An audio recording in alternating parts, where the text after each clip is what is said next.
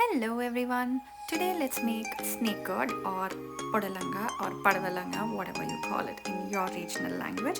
I personally love this vegetable. So without further ado, let's get cooking. So I found them in my local store. When I saw them, I got super excited because I don't really get to buy these, and I usually purchase only the frozen ones. So I saw the fresh ones and I grabbed them immediately. I peeled the skin off, took the seeds off and chopped them into small pieces. Then in a pan I am adding some coconut oil, splutter some mustard seeds and then add some urad dal to it.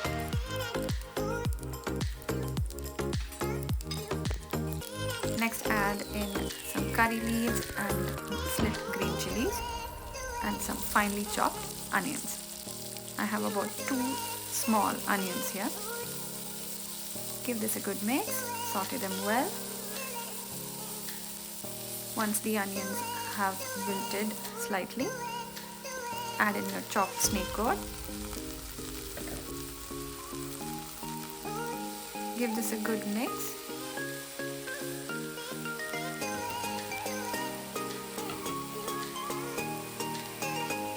Now add salt to taste and a little bit of turmeric powder.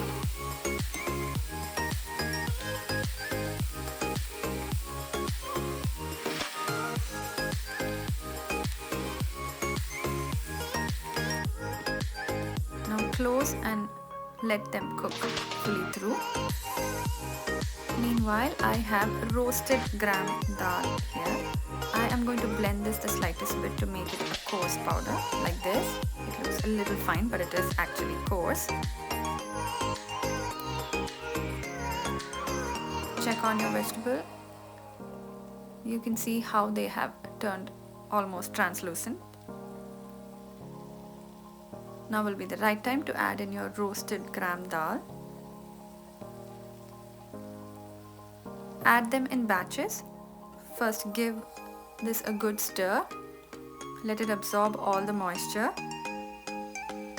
and fry in the pan for a while. Once it's nice and dry, add in your next batch and give this a good mix again. And that's it. Your snake gourd fry is ready. This is not spicy, very kid friendly and my absolute favorite. This has worked its magic even with people who don't generally like snake gourd. So please try this recipe and let me know how you liked it. I'll see you in my next one. Bye.